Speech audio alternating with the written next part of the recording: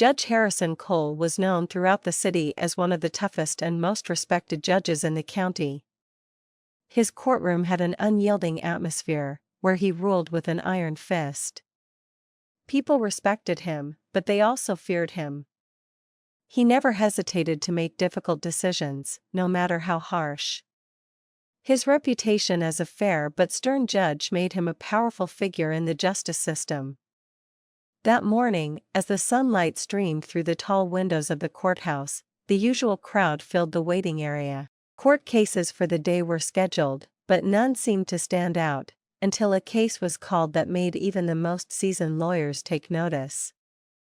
Judge Cole glanced at his docket and called for the next case. He read aloud from the file, Ethan Reed. Judge Harrison Cole was known throughout the city as one of the toughest and most respected judges in the county. His courtroom had an unyielding atmosphere, where he ruled with an iron fist. People respected him, but they also feared him. He never hesitated to make difficult decisions, no matter how harsh. His reputation as a fair but stern judge made him a powerful figure in the justice system. That morning, as the sunlight streamed through the tall windows of the courthouse, the usual crowd filled the waiting area. Court cases for the day were scheduled, but none seemed to stand out, until a case was called that made even the most seasoned lawyers take notice. Judge Cole glanced at his docket and called for the next case.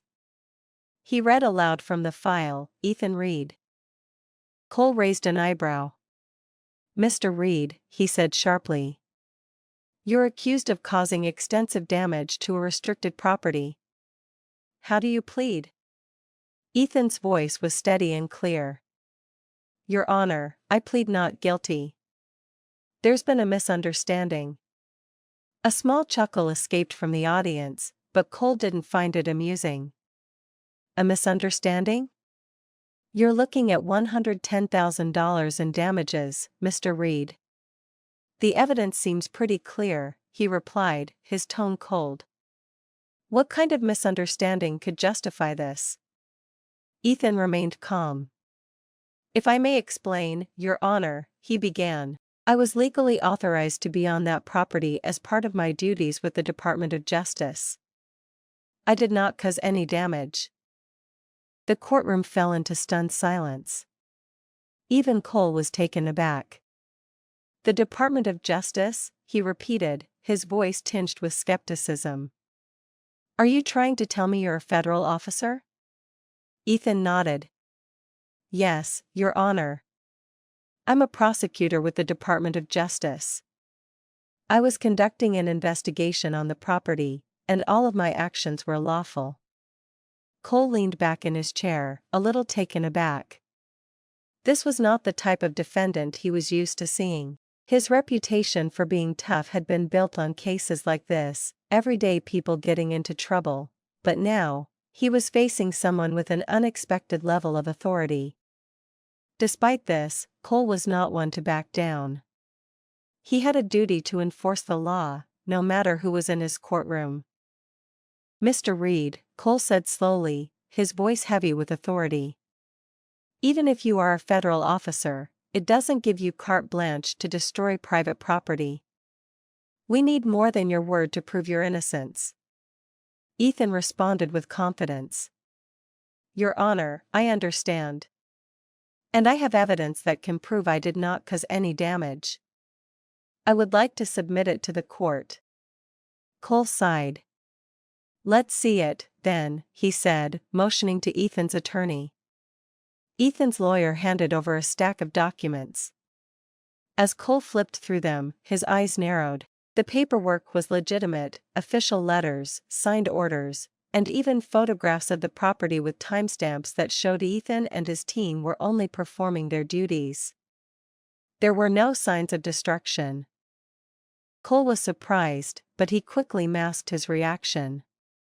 "Even if you had permission, that doesn't absolve you. I still need more proof." Ethan's voice was unshaken. "I understand, Your Honor. I have 2 witnesses who can corroborate my account." "Witnesses?" Cole asked, raising an eyebrow. Bring them in then. First to testify was Samantha Brooks, a young woman who worked with Ethan. She took the stand with quiet confidence, recounting the details of their work on the property. "We were following the protocol set by the Department of Justice," Samantha explained. "We had full permission from the property owner's legal representative." Cole scrutinized her testimony.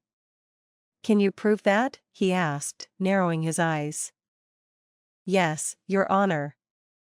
We documented every step of our investigation. The property owner's legal representative was aware of everything we did, and we followed their instructions precisely." Cole didn't respond immediately but looked over the documents again. They seemed legitimate. Next, Marcus Hale, a seasoned investigator with years of experience, took the stand. He was a grizzled veteran of many high-profile cases. His presence in the courtroom commanded respect. Marcus backed up everything Ethan and Samantha had said, detailing how the investigation was conducted according to federal guidelines. But Mr. Donovan wasn't ready to give up yet. He was visibly shaking, but he stepped forward. "Your Honor," he said, his voice dripping with disdain, "I'm not here to accuse anyone falsely. But I know what I saw. I know what I found on that property." Cole eyed him carefully. "What exactly did you find, Mr. Donovan?" Donovan looked at his assistant, who was sitting in the back row of the courtroom. "My assistant found signs of destruction. The gate was damaged. It was broken open." Ethan's lawyer jumped to his feet. "Objection, Your Honor," he called. "Did Mr. Donovan personally witness the damage?" Donovan hesitated. "Well, no, but my assistant took photographs and showed me what they found." Cole slammed his gavel. "You cannot rely on hearsay, Mr. Donovan. If your case is based on unverified evidence, then it holds no weight in this courtroom." Donovan began to sweat.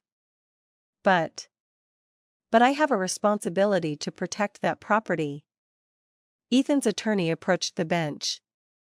"Mr. Donovan, have you submitted these photos as evidence to the court?" Donovan looked flustered. "Well, no. I didn't think it was necessary." "If you didn't submit them," the attorney continued, "then how can you claim that the damage was done by Mr. Reed?" The courtroom erupted in murmurs. The tension in the air was palpable. Even Cole seemed taken aback by Donovan's weak defense. "Mr. Donovan," Cole said coldly, "you have no solid proof. This case is falling apart. I'm inclined to rule in favor of Mr. Reed." Ethan's attorney turned to the judge. "Your Honor, if I may, my client has suffered considerable harm due to these false accusations. We ask that Mr. Donovan be investigated for making false statements and that he cover the legal costs incurred by Mr. Reed."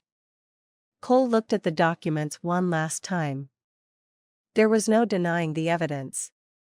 Donovan's case had no merit. "Mr. Donovan," Cole said, his voice firm, "you will be investigated for providing false testimony. And you will pay for Mr. Reed's legal fees." The gavel came down with a sharp crack. Case dismissed.